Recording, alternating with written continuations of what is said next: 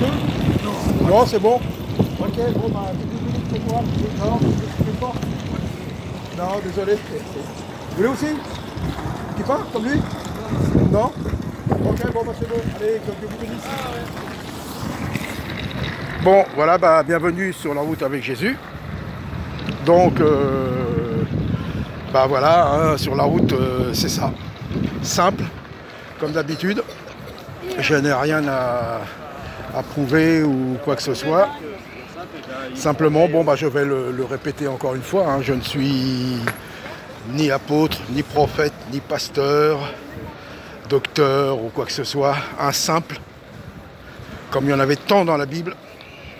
Et n'oublions pas que nos anciens, notre fondement, les apôtres, étaient tellement humbles et tellement simples, comme Jésus. Donc voilà. Alors,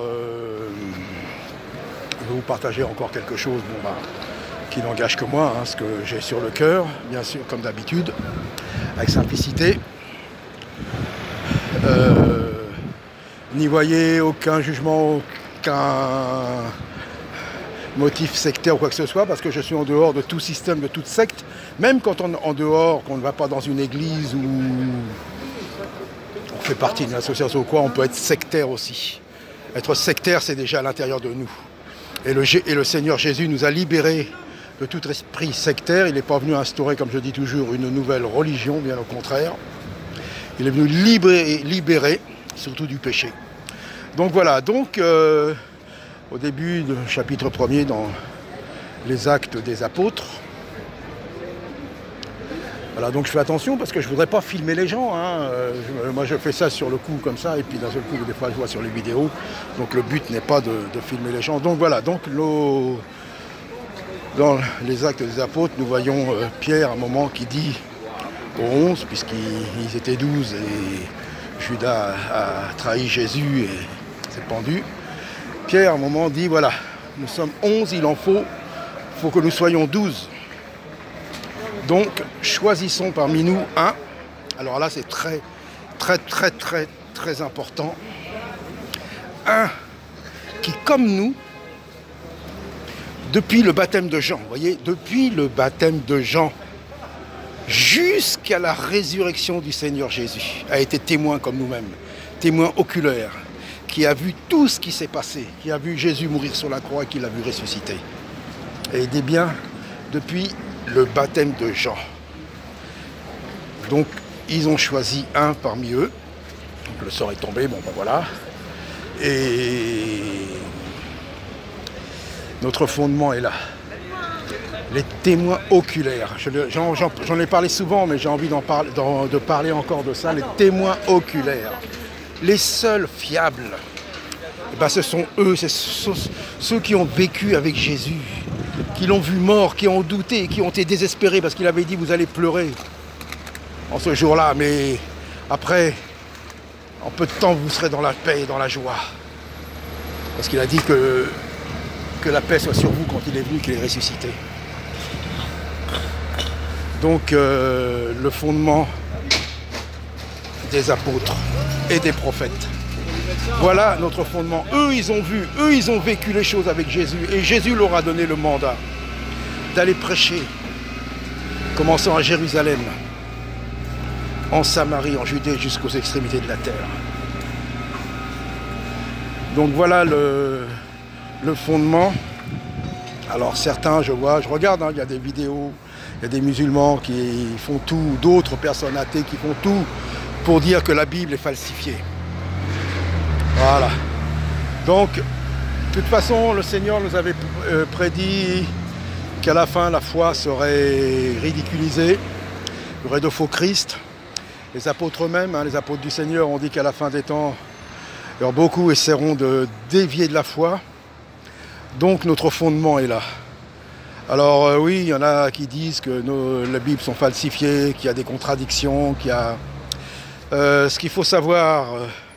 c'est bien sûr, on n'a plus les parchemins authentiques, il n'y en a plus. Ça a été recopié, ça a été... Donc, il y a eu plusieurs versions, il y a eu des versions qui ont été remaniées un peu, parce qu'il y avait des mots qu'on n'utilise plus en français. puis dans d'autres langues. Des parchemins, bon, on a trouvé les parchemins de la mer Morte, beaucoup. Les parchemins de la mer Morte qui prouvent la véracité de ce qui avait déjà été écrit. Mais la Bible est authentique. Alors bien sûr, il y a des versions, il y a des choses qui sont changées, falsifiées, je dirais pas falsifiées, mais il y a des termes qui sous le, comment dire, la pression catholique, ils ont essayé de changer des choses. Mais le message est là. De toute façon, comme Jésus a dit, où on croit, on ne croit pas. Alors moi je vous dis, moi je ne crois pas aux sornettes. J'ai vécu des choses assez extraordinaires avec le Seigneur. Hein. Toute ma vie comme ça, sans le Seigneur, et le Seigneur m'a appelé très simplement, comme voilà, c'est ça, c'était tellement simple. Et je vois que la Bible réelle est vraie, quoi. Ça, c'est sûr. Alors bien sûr, je vois, il y a dans les... Je regarde pratiquement pas, mais parfois on nous propose des vidéos, des gens, j'ai vu Dieu, j'ai vu l'enfer, j'ai vu le paradis, j'ai vu ceci, j'ai vu cela. Alors peut-être que c'est vrai. Et peut-être que c'est pas vrai non plus. Comme nous a dit, examinez tout. Hein. Que le Saint-Esprit nous aide à avoir le discernement et ne tombe pas dans le piège. Parce que beaucoup font ça, j'ai vu l'enfer, j'ai vu ceci. Hein, on lui a dit ça, l'autre on lui a dit l'autre chose, et ils s'en servent pour attirer les gens. Parce que bien sûr les gens, lui il a vu, le Seigneur l'a enlevé et tout ça, mais moi je me rappelle que Paul dit, j'ai connu un homme, je ne sais pas si c'est dans son corps, de son corps qui a été enlevé, puis qui a vu des choses extraordinaires qu'on ne peut pas exprimer. Vous voyez, Paul, il ne s'est pas servi de ça pour... il n'en parlait pas à Tire-Larigot, hein. Au contraire, il a dit après, pour toutes les révélations qu'il avait eues, cette épine dans la chair, là, c'est ce qu'il avait, il voulait que le Seigneur l'en débarrasse. Et le Seigneur lui a dit, ma grâce te suffit, vous voyez, pour pas qu'il s'enorgueillisse. Paul n'a jamais cherché à se servir de ça pour attirer les gens. Ouais, j'ai vu ceci, j'ai vu cela. Et malheureusement, on voit beaucoup, oh là là, sur Internet. Alors moi aussi, j'ai vu, je dis pas, il y en a, c'est peut-être vrai, mais c'est pour eux, c'est pas pour moi. Moi, ça me change rien, ça m'intéresse pas. Vous savez, il peut y avoir des miracles, des guérisons, des choses extraordinaires. Au début, oui, quand on est nouveau. Mais non, maintenant, moi, ça m'intéresse plus. À faire de quoi Jésus, quand on lui demande de faire des miracles, il dit non. Vous voulez voir des miracles, vous n'en aurez pas que celui de Jonas. Vous voyez? Donc je ne suis pas contre les miracles, mais qu'on ne s'en serve pas pour attirer les gens. L'esprit de conviction de péché est largement suffisant, car ce n'est pas nous qui amenons les âmes au Seigneur, c'est le Seigneur lui-même par son esprit et sa parole. Alors voilà ce que je voulais vous partager, quoi. Donc, ah ouais, il y a vraiment trop. Moi, j'ai eu des choses, hein. J'ai vu des choses extraordinaires. J'en ai déjà parlé. Des visions, des choses. Puis voilà, et puis après. Je vais faire des vidéos, dire ah j'ai vu ceci, j'ai vu cela et tout, et après. Ça empêche de tomber, pas du tout, bien au contraire. Et puis je ne veux pas m'en servir pour attirer les gens. Quand Dieu veut donner une vision, quelque chose comme ça, il vous la donnera. Moi, je ne veux pas donner de conseils, mais méfiez-vous de ceux qui n'arrêtent pas de parler, le Seigneur ceci, le Seigneur m'a dit ceci, le Seigneur m'a montré ceci et cela. Non.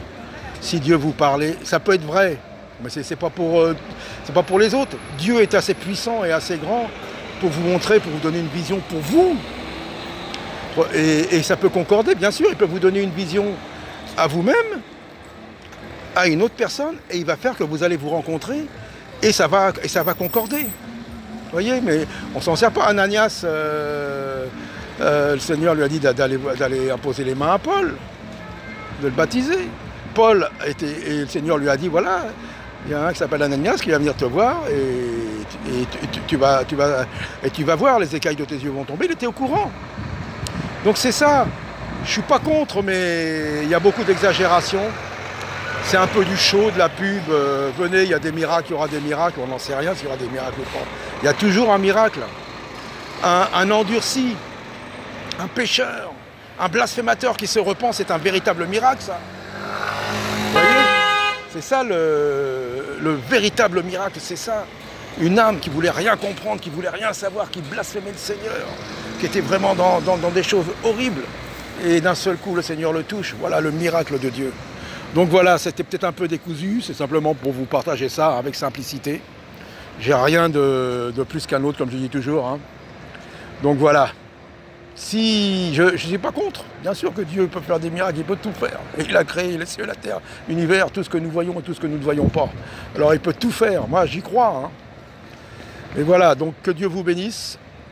Et comme je dis, soyez encouragés, ne nous laissons pas surtout emporter à tout vent de doctrine. Je ne vous prêche aucune doctrine, je vous dis d'aller nulle part. Allez à Dieu, allez au Seigneur, croyez en lui, priez, priez pour les malades, priez pour ceux qui périssent.